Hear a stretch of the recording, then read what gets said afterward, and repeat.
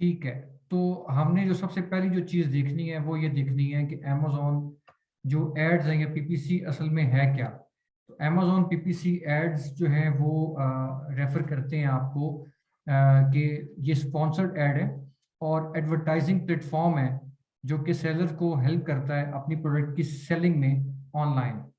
अब PPC ads का जो तरीकाकार है वो चाहे अमेज़न पीएल में आप ले लें, चाहे एफपीएल में ले लें, चाहे एफएफएल में ले लें, चाहे आप पीपीसी जो किंडल की ले लें, तो वो है चीज़ बिल्कुल, जो तरीकाकार है वो उसका सेम है।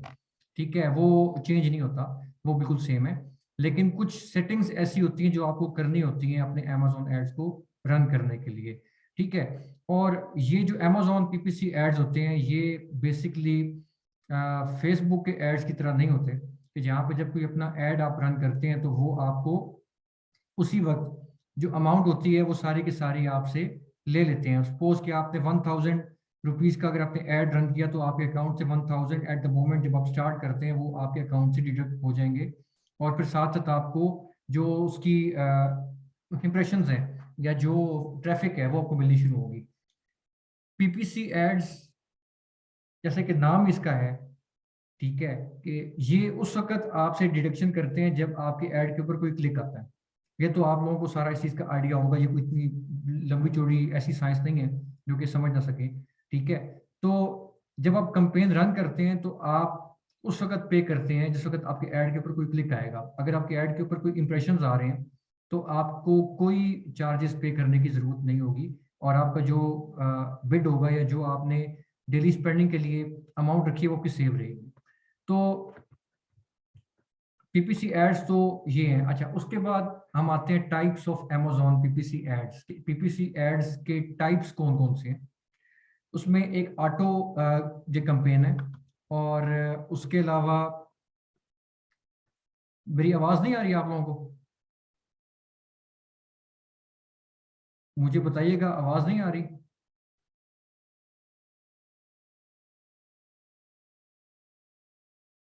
अगर तो आवाज़ नहीं आ रही तो मुझे बता दीजिए, मैं दोबारा ज़रा चेक कर लेता हूँ। वैसे तो ठीक है। अच्छा, वॉइस इज़ ओके, ठीक है, थैंक यू। अच्छा, तो हम बात कर रहे थे कि टाइप्स ऑफ पीपीसी एड्स कौन से होते हैं। इसमें ऑटो ऐड है, उसके बाद कीवर्ड टारगेटिंग होती है, और एसन टारगेटिंग, लॉन्चिंग इसकी जो होती है एड्स की वो कैसे होनी चाहिए, नेगेटिव जो टारगेटिंग है, और ऑप्टिमाइजिंग एड्स। ठीक है, तो टाइप्स ऑफ अमेज़न एड्स तो हो गया आपकी ऑटो कैंपेन है, कीवर्ड कैंपेन है, एसन टारगेटिंग है, और कैटेगरी जो होती है टारगेटिंग वो होती है। तो हमने इसकी प्लानिंग किस तरह करनी है, नेगेटिव टारगेटिंग क्या होती है, ऑप्टिमाइजिंग एड्स किस तरह होते हैं, क्या हमें इसको जो है वो देखना चाहिए। तो अगली जो इसकी स्लाइड है वो बताएगी कि ऑटो ऐड क्या होता है।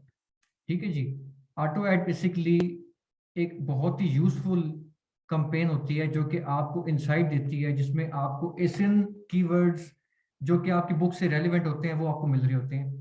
और हमेशा ये हम रिकमेंड करते हैं कि कभी भी आप जब अपनी कंपेन रन करना स्टार्ट करें तो कभी भी आप कीवर्ड कंपेन से या एसिन टारगेटिंग से आप स्टार्ट ना करें अगर आपके पास प्रॉपर टूल्स नहीं है कीवर्ड की रिसर्च के लिए या एसिन की रिसर्च के लिए। तो आप पहले ऑटो ऐड को रन करें।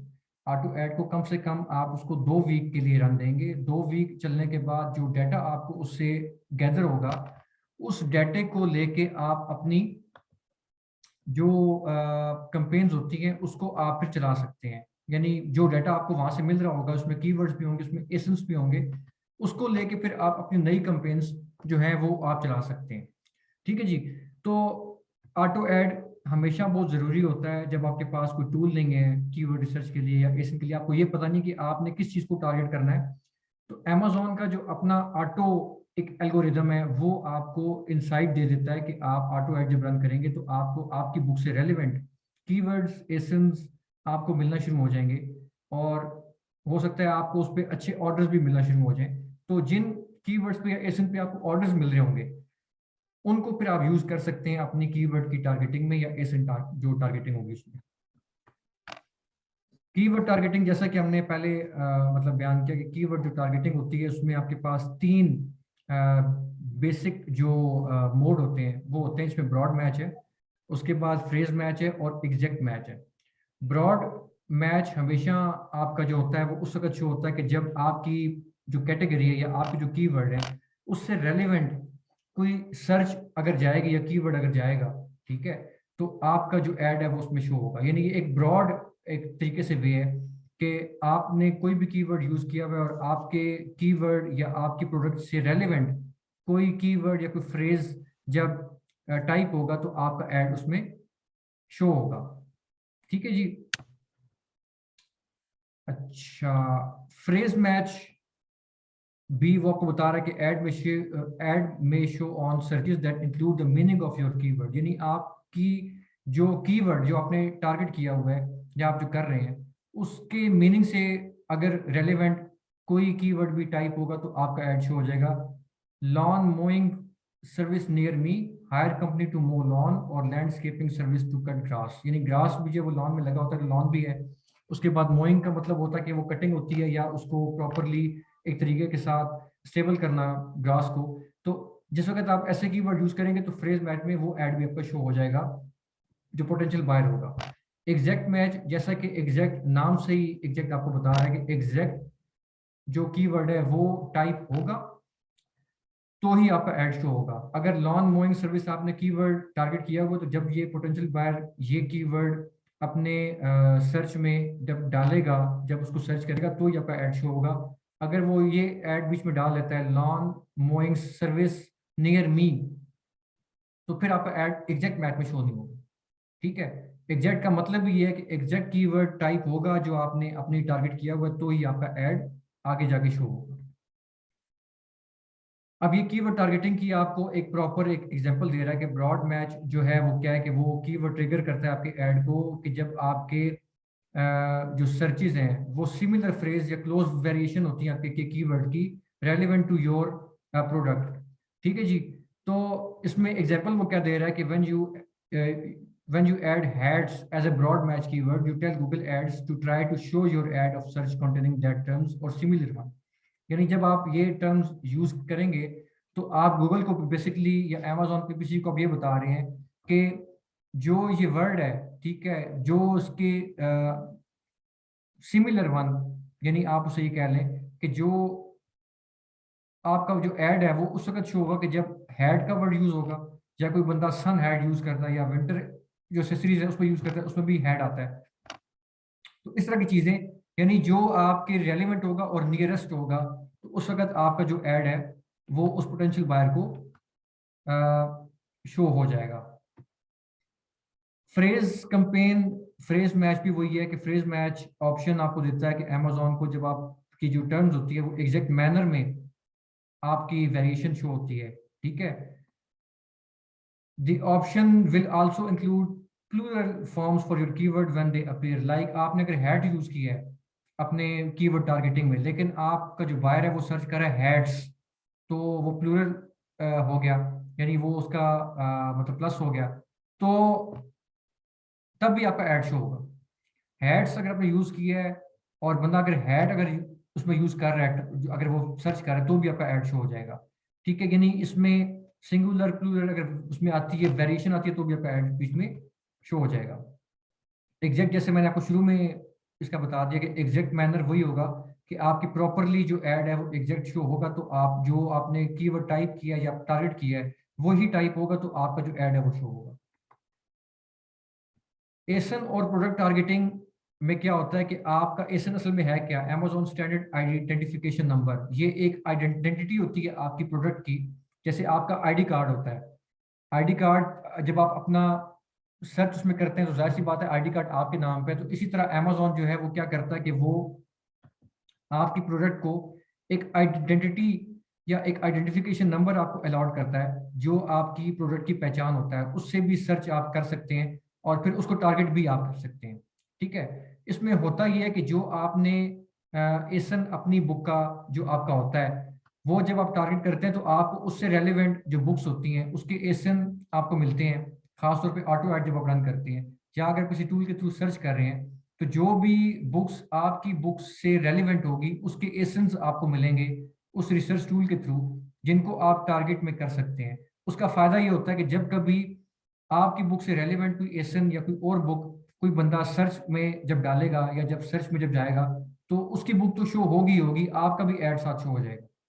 ठीक है, यानी रेलिवेंट जो एसेंस हैं वो जब आप डालेंगे टारगेट करने के लिए, तो जब जब उन टारगेट के जब उन एसेंस के ऊपर क्लिक्स आएंगे तो आपका ऐड भी रिजल्ट्स में शो होगा, और फिर आपको चांस भी मिलेगा कि हो सकता है कि आपका वो जो क्लिक जो आपको मिला है वो कन्वर्ट कर जाए आपको ऑर्डर मिलने में।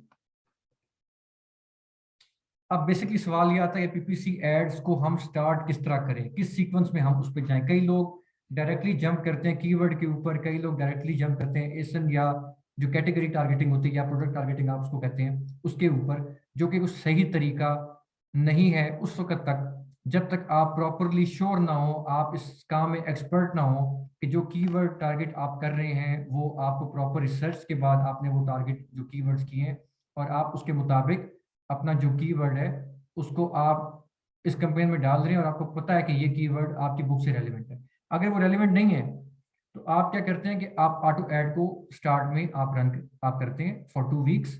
और ये हमेशा याद रखिए, कोई अगर आपको कस्टमर या कोई आप अपनी भी बुक की कैंपेन अगर आप लगा रहे हैं और आपको कोई बंदा ये कहता है कि जी मुझे विद इन अ वीक आप मुझे जो रिजल्ट ला के दें, तो आप स्ट्रेट अवे उसको ये कह दें कि भाई ये उसमें मुश्किल है कि नामुमकिन है, इस तरह नहीं होता। Amazon एड्स को सेट होते होते कम से कम 1 मंथ लग जाता है। जी हमेशा आप ये बात याद रखिएगा, कोई अगर आपको फाइवर पे या अपवर्क में कोई बंदा मिलता है वो कहता है जी मेरी बुक का आप एड रन करें और मुझे 2 वीक में आप रिजल्ट निकाल के दें, तो कभी भी आप उसके साथ कमिट नहीं करना कि 2 वीक में रिजल्ट मिलेगा। क्यों? इसलिए कि एड्स को सेट होते होते मुख्तलिफ जो वेरिएशन हैं उसके साथ कम से कम 3 से 4 वीक लगते हैं।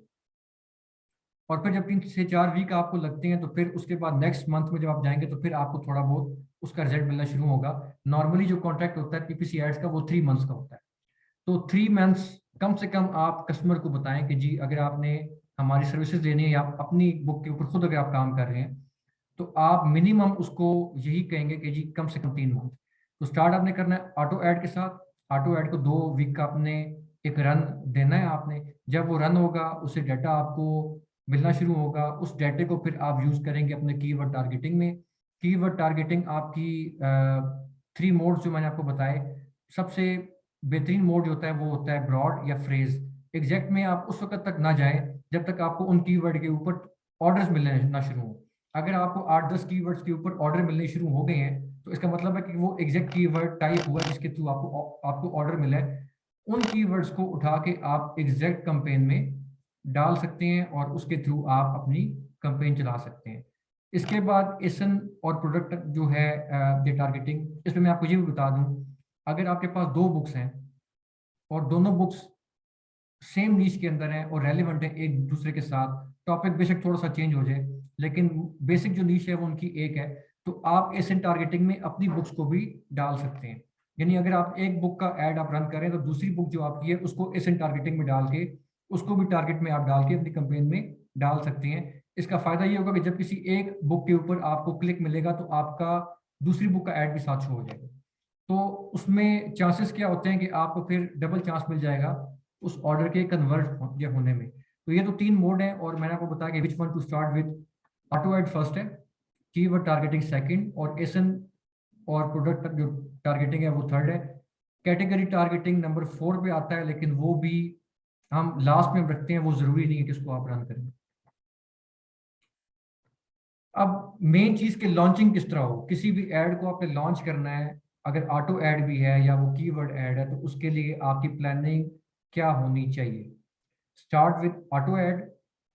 डेली जो आपकी स्पेंडिंग है वो हम रिकमेंड करते हैं $5 फॉर ईच कैंपेन। कई लोग कहते हैं कि जी आप जो डॉलर है वो रखें, 20 रखें, 30 रखें, आपकी मर्जी है, आप रख सकते हैं। लेकिन अगर आप सर्विसेज अपनी बेच रहे हैं फाइवर के ऊपर या अपवर्क के ऊपर तो आपने कस्टमर की जो मतलब पावर है, जो उसकी स्पेंडिंग पावर है, उसको देखते हुए आपने कैंपेन्स को शेड्यूल करना होता है। तो मिनिमम जो रिकमेंडेड है वो $5 से आपने स्टार्ट करना है। उसके बाद जब आप ऐड लॉन्च करते हैं तो आपको वो कुछ बिडिंग की जो स्ट्रेटजी होता है वो आपको वो देता है जिसमें डाउन ओनली, उसके बाद डाउन और अप और फिक्स बिड्स होती हैं। तो आप हमेशा डाउन ओनली ऑप्शन पे ही जाएंगे। क्यों? इसलिए कि आपको पता है कि आप जब एड रन कर रहे हैं, और अगर अमेजोन का सिस्टम या एल्गोरिदम ये चेक करता है कि आपको जो बिड आपने रखी हुई है उस कीवर्ड की या उस एसन की, उससे कम पे भी अगर आपको टारगेट जो ऑर्डर है वो कन्वर्ट हो रहा है, तो वो आपकी बिड को डाउन ले जाएगा। अगर आपने 0.35 बिड रखी हुई है और आपको 0.25 पे ऑर्डर मिल रहा है, तो अमेजोन आपके पैसे वहां से मतलब बचा लेगा और 0.25 पे आपको ऑर्डर मिल जाएगा। ठीक है? तो जो बिड आपने फिक्स रखी हुई है 0.35 वो तो है ही है, लेकिन अगर उससे कम पे आपको ऑर्डर कन्वर्ट होना होगा तो वो कन्वर्ट आपको हो जाएगा। इसलिए हम हमेशा रिकमेंड करते हैं कि आप ऑलवेज जो है ना वो बिड्स डाउन ओनली ऑप्शन को सिलेक्ट करें अपनी कैंपेन को लॉन्च करते हुए। डिफॉल्ट बिड आपने सारे कीवर्ड्स पे, सारे एसेंस पे आपने शुरू में लगानी है। 0.25 से स्टार्ट करना है, 0.35 तक जाना है। कई बंदे ये कहते हैं कि आप सजेस्टेड जो बिड होती है उसको आपने सेलेक्ट करना है। हम उसको रिकमेंड इसलिए नहीं करते कि अमेजोन भी बहुत उस्ताद है, वो भी बहुत सियाना है, उसने भी पैसे कमाने हैं, तो वो आपको सजेस्टेड बिट देता है कि भाई ये आप लगा लें।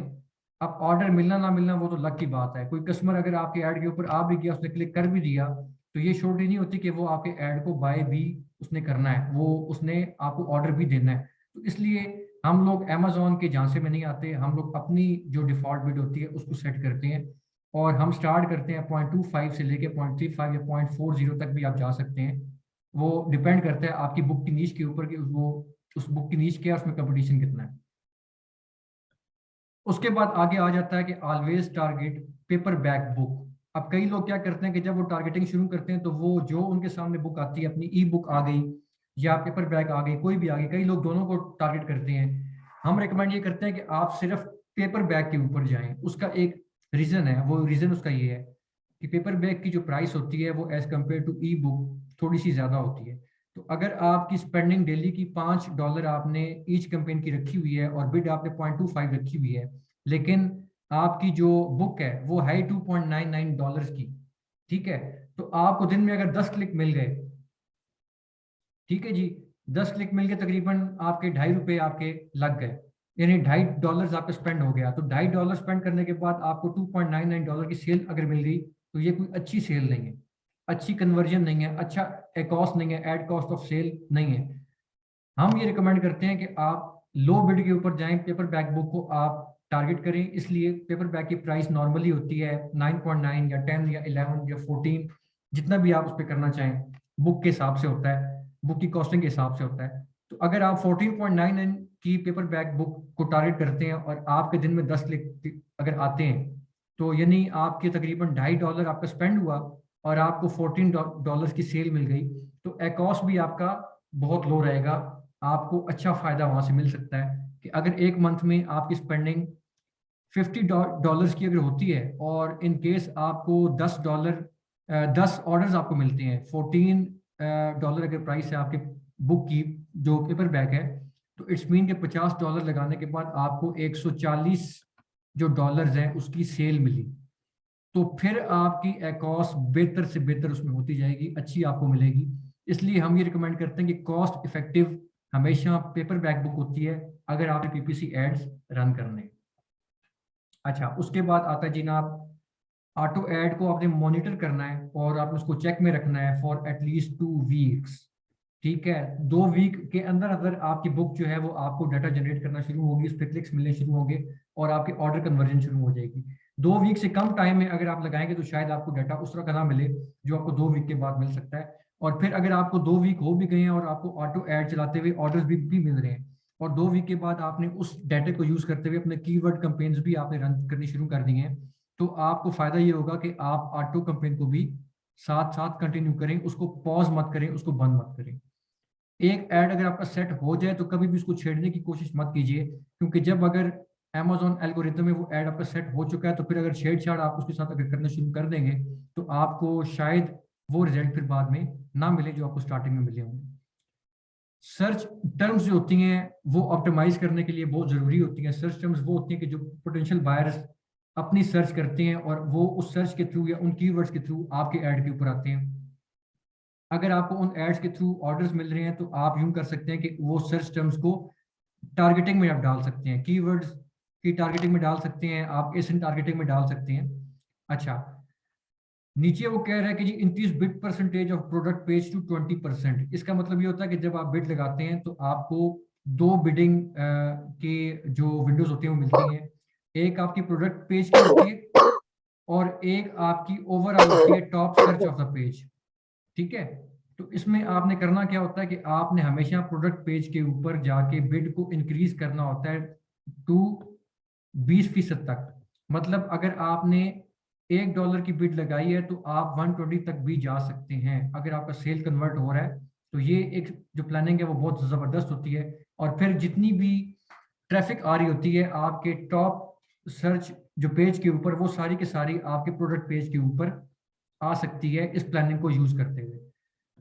फिर वो क्या कह रहा है जी, keep collecting data from auto ads and use them in other manual ads. ये भाई मैंने आपको बता दिया पहले कि ऑटो एड जब आप रन करेंगे उससे डाटा मिलना शुरू होगा और वो डाटा फिर आप अपनी अदर कैंपेन्स में लगा सकेंगे।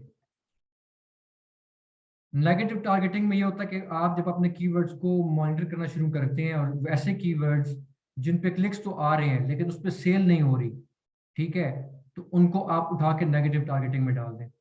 उसके बाद एक और है कि इफ कीवर्ड्स क्लिक 10 टाइम्स और not getting sale, turn it off और move it to negative targeting list. कि अगर आपको एक कीवर्ड के ऊपर 10 क्लिक मिल गए हैं और उन 10 क्लिक के बाद भी आपको सेल कन्वर्ट नहीं हो रही, तो इट्स मीन कि इस कीवर्ड में कोई मसला है। उस कीवर्ड को या तो आप बंद कर दें या उसको नेगेटिव टारगेटिंग में डाल दें ताकि आपको दोबारा उस कीवर्ड के ऊपर क्लिक ना आए और आपकी स्पेंडिंग ज़्यादा ना हो। इसी तरह सेम प्रोसीजर जो है वो एसएन टारगेटिंग के लिए भी है कि अगर किसी एसएन के ऊपर आपको 10 क्लिक मिल गए हैं और आपको उस पर सेल नहीं मिल रही तो आप उसको बंद कर दें। By removing those keywords and ASINs from ads or moving them in negative targeting, you will save your money from unnecessary clicks. Jin keywords के ऊपर unnecessary clicks आपको मिल रहे हैं और वो conversion नहीं हो रही, तो उनकी bids बढ़ाने का या कम करने का फायदा नहीं होता, उनको सीधा सीधा आप किक आउट कर दें, उनको बंद कर दें।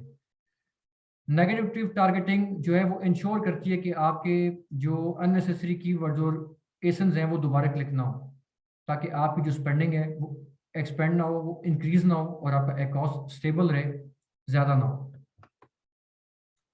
ऑप्टिमाइजिंग एड्स किस तरह हम करते हैं, हम लो बिड हाई रेलेवेंसी की तरफ हम जाते हैं कि हम लो बिड से शुरू करते हैं और रेलेवेंट कीवर्ड्स को टारगेट करते हैं ताकि हमें एड्स कन्वर्जन में ज़्यादा चांस मिले। Adjust bids according to spend and sale, यानी आपने अपनी बिड को इस तरह एडजस्ट करना है कि आपकी स्पेंडिंग और सेल्स में डिफरेंस रहे। ये ना हो कि आप पेपर बैग को आपने अगर टारगेट नहीं किया, ई बुक को टारगेट किया, स्पेंडिंग आपकी उस पर ज़्यादा हो रही है, सेल कम मिल रही है, कॉस्ट आपका 100 से ऊपर जा रहा है, तो ये हम प्रेफर नहीं करते। Use top performing keywords and essence in new campaigns by creating groups. आप अच्छे परफॉर्मिंग कीवर्ड्स को, अगर आपने 20 कीवर्ड एक कैंपेन में टारगेट किए हैं और आपको उनमें से 5 कीवर्ड्स के ऊपर रेगुलरली ऑर्डर्स मिल रहे हैं, तो आप क्या करते हैं कि आप उन कीवर्ड्स को एक अलग ग्रुप में डाल के एक कैंपेन आप चला देते हैं, जिससे आपको फायदा ये होता है कि आपको उस पर रेलिवेंसी ज़्यादा मिलती है और कन्वर्जन आपको ज़्यादा मिलती है। उसके बाद आपने ये एक काम करना कि कभी भी एड्स लगा के उसको छोड़ नहीं देना कि अब जो करना है मैंने कैंपेन सेटिंग के साथ लगा दिया, जो कुछ करना है वो अमेजोन ने करना है। अमेजोन ने तो करना है, अमेजोन ने तो आपसे कमाई भी करनी है। तो आपका ये काम है कि अपने एड्स को मॉनिटर आपने करना है, डेली रिपोर्ट चेक करनी है, किस एड के ऊपर क्लिक्स मिल रहे हैं, इंप्रेशंस मिल रहे हैं, कौन से कीवर्ड के ऊपर क्लिक आ रहे हैं और उस पर ऑर्डर नहीं मिल रहा, कौन से कीवर्ड के ऊपर ऑर्डर मिल रहे हैं और रेलिवेंसी उसकी अच्छी है, उनको फिर ऑप्टिमाइजिंग में डालना। टारगेटेड हाई सर्च कीवर्ड्स, हमेशा अपने टारगेट आपने करना है ऐसे कीवर्ड्स को जिसपे आपको सर्च वॉल्यूम ज़्यादा मिलेगी। टूल्स के थ्रू आप निकाल सकते हैं जिसमें कंपटीशन कम हो और कीवर्ड्स ज़्यादा हो। फिर keep run ads for at least 4 to 6 week, कम से कम 1 से 1.5 मंथ के लिए एड्स आप चलाएंगे तो आपको एड से कुछ फायदा मिलना शुरू होगा। 1 वीक या 2 वीक का अगर एड आप चलाएंगे तो उसका कोई फायदा नहीं है आपको। अब आपने क्या करना है कि आपने इस सब को जो हमने अभी तक समझा या हमने अभी तक देखा कि आपने अपनी बिड को लो रखना है, रेलेवेंट टारगेटिंग आपने करनी है, ठीक है, ताकि आपका लेस मनी लगे और आपको प्रॉफिट ज्यादा मिले। एटलीस्ट वेट करना है 4 to 6 week for make any major decisions on your ads, ठीक है। उसके बाद instead of tinkering with your ads, you can very less about stats of individual campaigns and more about overall। यानी आपने किसी each campaign के ऊपर ज्यादा एम्फोसाइज नहीं करना, फोकस नहीं करना, ओवरऑल आपने देखना कि आपकी जो एड्स की परफॉर्मेंस है, सारे एड्स की, auto ad, keyword ad, ASIN ad, category ad, वो ओवरऑल जो परफॉर्मेंस है वो आपको क्या दे रहे हैं। ये अमेजोन एड्स का जो प्रोसीजर है काफ़ी स्लो है, इसमें आपको इंतहाई सब्र के साथ काम जो करना पड़ता है। अगर आप राइट डायरेक्शन में अपने एड्स लगाएंगे तो आपको इसका फल भी अच्छा मिलेगा, लेकिन अगर आप हेस्टली जो डिसीजन है वो आप लेंगे तो आप उसमें ना सिर्फ पैसा आपका लगेगा बल्कि आपको लॉस भी होगा और ऑर्डर भी नहीं मिलेंगे। ठीक है जी। अब इसमें यह है कि आपके जो क्वेश्चंस हैं वो अगर आप करना चाहें तो आप बिल्कुल पूछ जा सकते हैं, और आप मुझे बताइए। जी प्लीज। जी अस्सलाम वालेकुम। वालेकुम सलाम जी, अहमद। जी सर, आपने काफी अच्छा जो है एक्सप्लेन किया। अभी तक मेरा क्वेश्चन ये है कि मेरे क्लाइंट की बुक है, उसने खुद राइट की थी, तो हम्म। अब मैंने उस पे पीपीसी चलानी है, ठीक है, जी। लेकिन उसकी बुक को तकरीबन 1 से 1.5 मंथ हो गया अमेजोन पे लाइव है, और सेल्स जो है वो इतनी अच्छी नहीं आई। 8 रिव्यूज आए हैं उस बुक पे, ठीक है। उनमें से 3-4 तो मैंने जो है वो बाय किए हैं। अच्छा, हम्म। तो पीपीसी जो है कहते ये हैं लोग कि लॉन्च करते वक्त ही चला दी जाए, जैसे ही कोई बुक लॉन्च की है आप पीपीसी चला दें उस बुक पे, क्या ये बात ठीक है? अभी तो अहमद, 1 मंथ हो गया उस बुक को लाइव को। अच्छा अहमद, इसमें मैंने आपको एक और पॉइंट बताना है कि आप किसी भी बुक की पीपीसी एड्स रन करने से पहले उसके कुछ पैरामीटर्स हैं बुक के जो कि आपको हाँ देखने जी। बहुत जरूरी हैं। एक तो ये कि बुक जो है वो आपकी रेलेवेंट कैटेगरी में आपने एनरोल की है। नंबर दो, जो कीवर्ड आप टारगेट करेंगे वो आपकी बुक के टाइटल, सब टाइटल और डिस्क्रिप्शन में ऑलरेडी मौजूद है। नंबर तीन, ठीक है। कैटेगरीज, आप जब बुक लॉन्च करते हो तो अमेजोन आपको 2 कैटेगरीज अलाउ करता है स्टार्टिंग में।